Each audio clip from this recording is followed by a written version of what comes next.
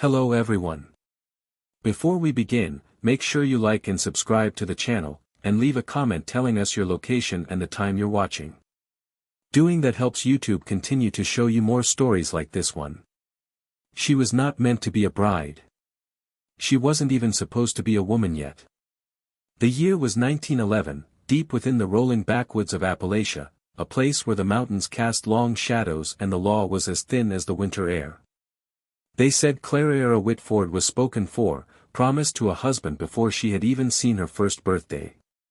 By the age of 9, her fate had already been sealed, not with a stranger, but with a cousin more than twice her age. And in that valley, this was not viewed as a scandal. This was viewed as tradition. The photographs that survive are few, but they are haunting. A girl with the hollow cheeks of malnutrition, a ribbon in her hair that had been passed down from cousin to cousin, sister to sister. The dress she wore was not white, but an old, yellowing thing pulled from a trunk in the attic. And standing beside her, a man whose face was lined not just by age, but by a kind of ancient, unbroken hunger that had been satisfied the same way for generations. In these hills, inbreeding was not whispered about. It was woven directly into the bloodlines. Families doubled back on themselves so often that the family tree had ceased to branch. And in Clara's own case, her parents were already dangerously close in relation. Some say this wedding was not just the union of two people, but the continuation of a closed loop, one that had already produced children who couldn't walk straight, who spoke with a slur, who were doomed to live and die within a few miles of where they were born. The town's preacher declared it to be God's will. The family claimed it was keeping the blood pure. Outsiders seldom came up the dirt road leading to her father's cabin. But when they did, they knew better than to ask any questions. In these parts, questions had a way of making you disappear. And so, Clara became a wife before she could even read. She cooked for him. She washed his clothes in the cold creek. And she learned far too soon that the bedroom door was not a place where she had the right to refuse to enter. This was her life until the day something happened that would set the entire hollow to whispering. The twisted inheritance. Clara's world extended no further than the hollow she was born into. The mountains closed her in like walls, and the people inside them seemed bound by the same unwritten code, one that placed family above all else, even when family meant something twisted and dark. Her husband, Elijah Whitford, was not only her cousin, but a man who had, for a time, grown up under the same roof as her own mother. In truth, his claim to her started long before she was old enough to understand its meaning. Elijah was 32 when Clara was married to him. To him, she was an inheritance, not a partner. His family had spent decades trading daughters between cousins to ensure land and names would not drift into the hands of outsiders. Every few years, the Whitfords would hold a gathering, similar to a wedding fair, where young girls were paired off with men who had already been chosen for them. It was at one of these gatherings, when Clara was barely walking, that her future was decided with a handshake between men whose blood was already too close. The Whitford bloodline was notorious, even among neighboring hollows. Their eyes, people often said, held a far-off look, and some of their children bore strange defects. Fingers that were fused together, jaws that grew crooked, minds that never seemed to fully wake. But instead of feeling shame, these traits became almost a badge of belonging. To be a pure Whitford was to carry the proof of it in your bones. Clara knew none of this when she was small. All she knew was that Elijah's presence was a constant. He would bring her small trinkets carved from wood, teach her how to carry water from the spring, and correct her if she forgot to address him as Sir. By the time she was 8, he had already moved into her family's cabin, claiming it was so he could look after her. By the time she was 9, the preacher had been called, and a Bible was placed in her trembling hands. There was no courtship, no escape, and certainly no consent. The women in her family told her it was her duty. They said it with tight smiles and voices that trembled only when the men were not in earshot. And though Clara did not yet possess the words for it, a cold dread began to grow inside her that would never leave her, not even decades later. It was this dread that made her notice things others chose to ignore.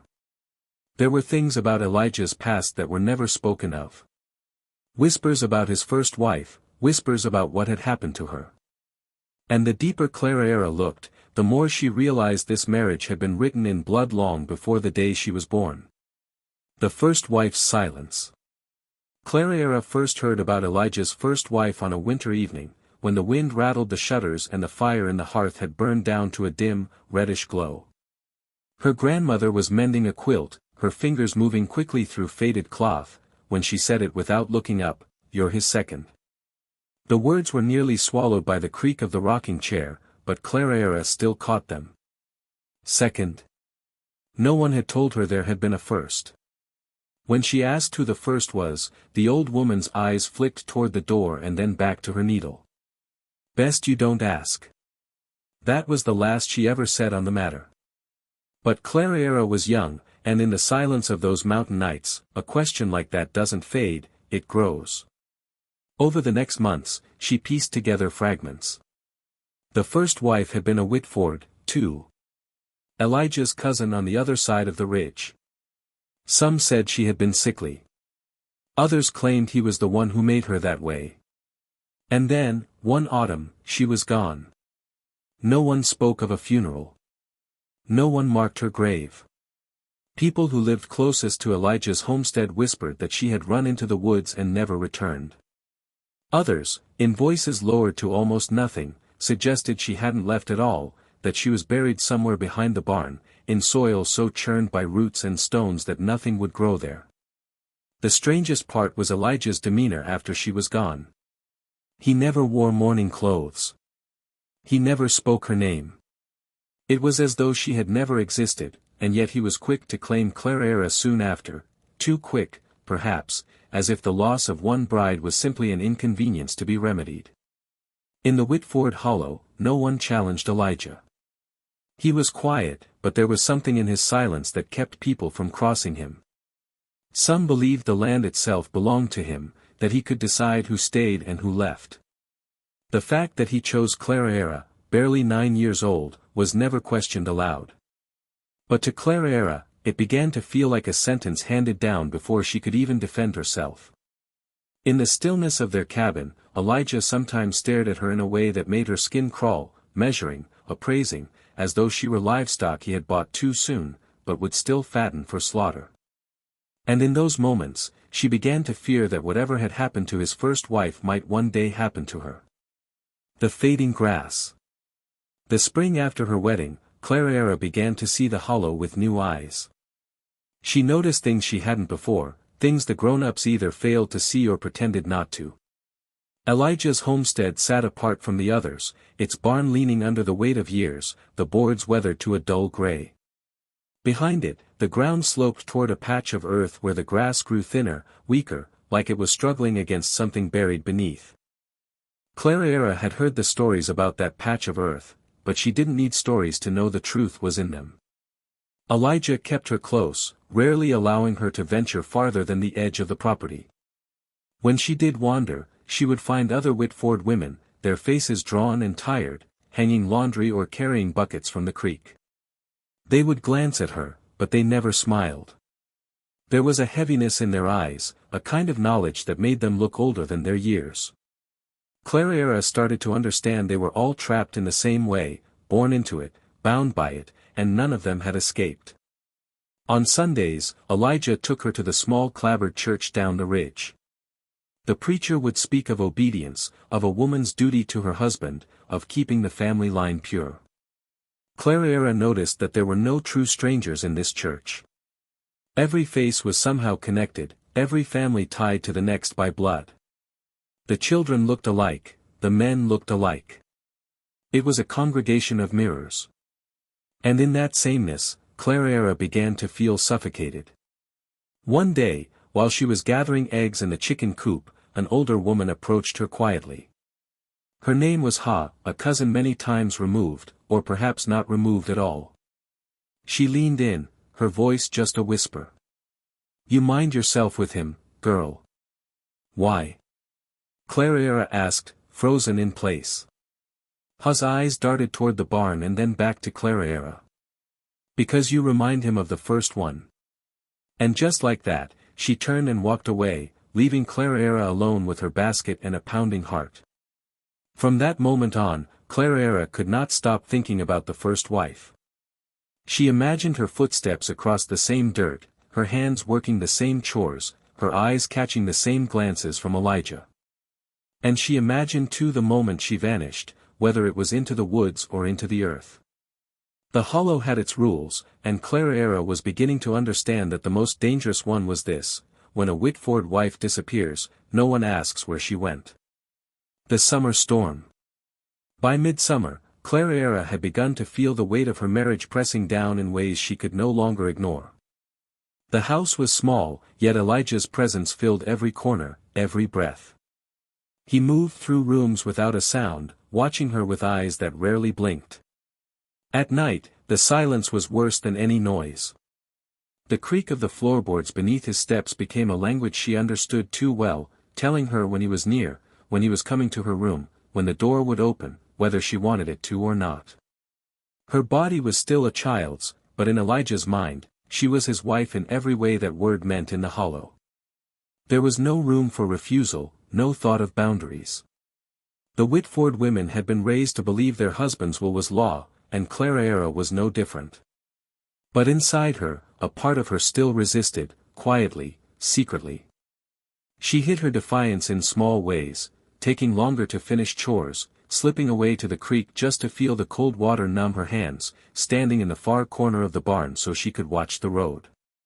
One evening, a summer storm rolled in fast, the kind that turned the dirt road into a river of red clay. The wind tore at the shingles. Rain hammered the tin roof. And in the middle of it all, Elijah stood at the window, staring toward the tree line. Clara followed his gaze and thought she saw movement, just a shadow slipping between the trunks. When she asked who it was, Elijah didn't answer.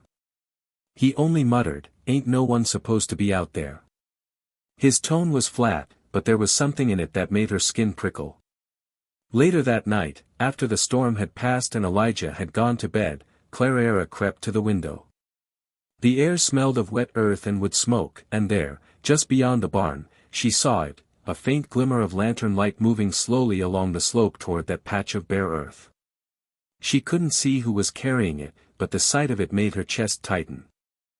In the days that followed, she began to hear more whispers about digging in the middle of the night, about bones found years ago on the edge of the property, about the fact that Elijah's first wife wasn't the only woman to vanish in the Whitford Hollow.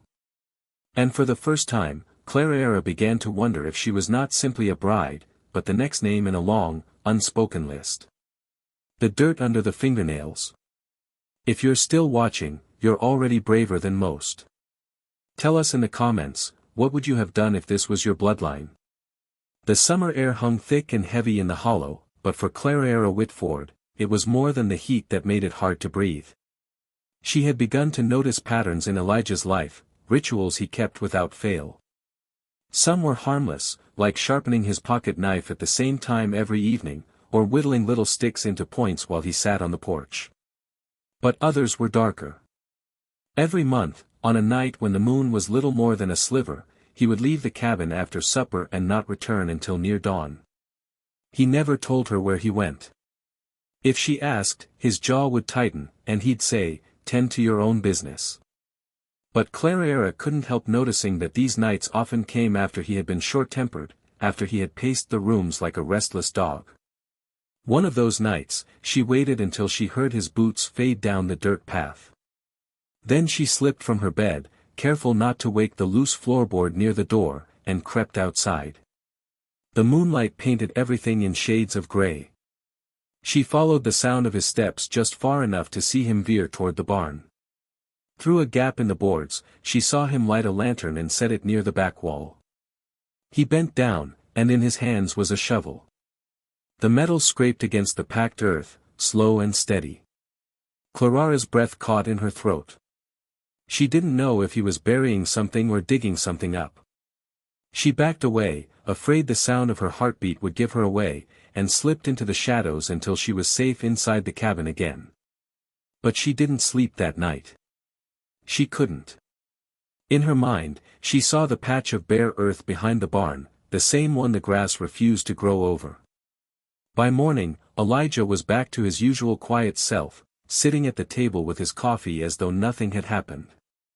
But Clara noticed the dirt under his fingernails, she noticed the smell of freshly turned soil clinging to his boots, and she knew whatever secret the Whitford men had buried back there, it was never meant to be found.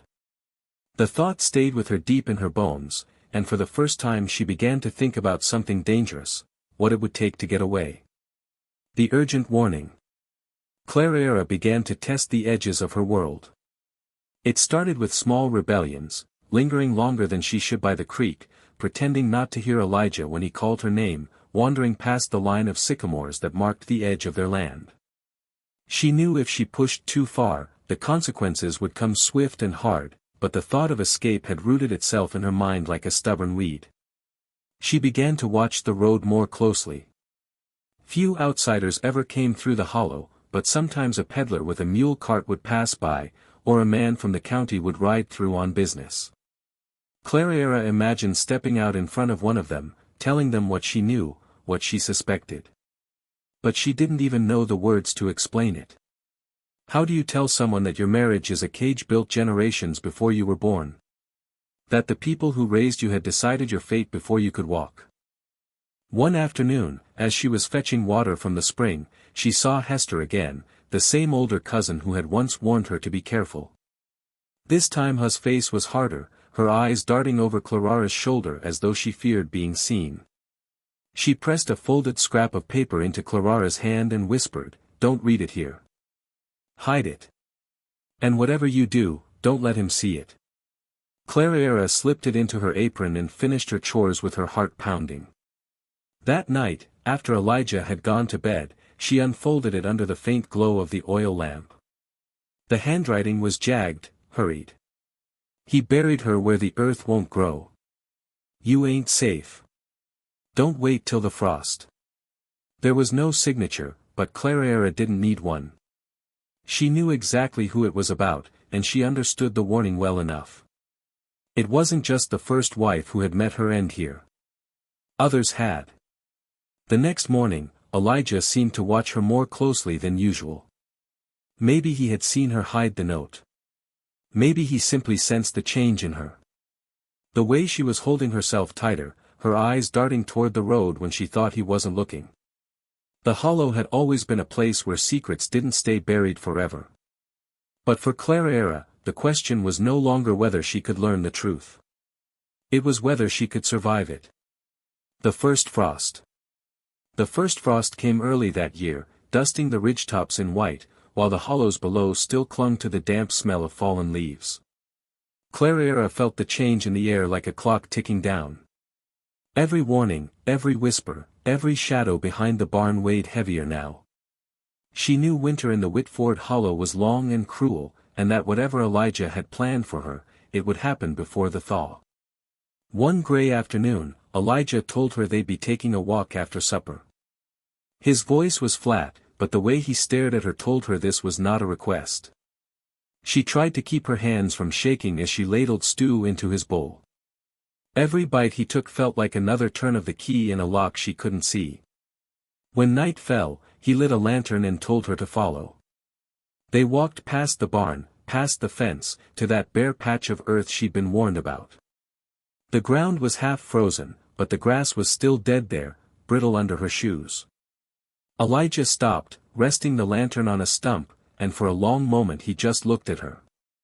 "You're a Whitford wife now," he said, his voice low and strange. "And Whitford wives, they keep their place." He didn't move toward her. Not yet. He only reached into his coat and pulled out the small folding knife she'd seen him sharpen 100 times. In the flicker of lantern light, the blade seemed almost too bright, too sharp against the cold dark. Clara's mind was screaming for her to run, but her legs felt rooted to the frozen soil. She thought about Ha's warning, about the note, about the first wife and the others whose names were never spoken. She thought about the lantern she had seen moving here months before, and she knew this was how it ended for them. But before Elijah could take a step closer, a sound cut through the night. Footsteps, heavy, deliberate, coming down the slope. Elijah turned and Clara saw figures emerging from the dark. 3 men, 2 holding rifles, 1 carrying a shovel. She recognized them. Whitfords. Elijah's jaw tightened. "Told you to keep your mouth shut," he muttered. Not to her, but toward the men. No one spoke after that. The men just stood there, the shovel catching the lantern light, the cold air pressing in around them. And in that frozen, breathless moment, Clara realized something even worse than she'd imagined. These men weren't here to save her. They were here to help him.